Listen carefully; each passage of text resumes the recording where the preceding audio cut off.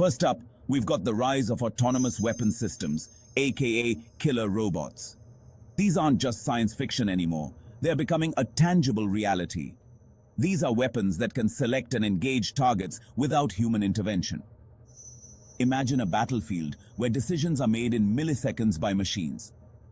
Now, I know what you're thinking. Terminator vibes, much? It's hard not to draw parallels to those iconic scenes from the movies. And yeah, it's definitely got that dystopian sci-fi feel. But this isn't just about cool tech, it's about the ethical and practical implications of such advancements. But the scary part is, this stuff is becoming a reality.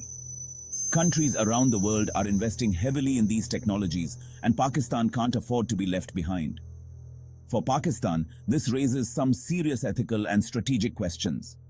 How do we ensure these systems are used responsibly? What safeguards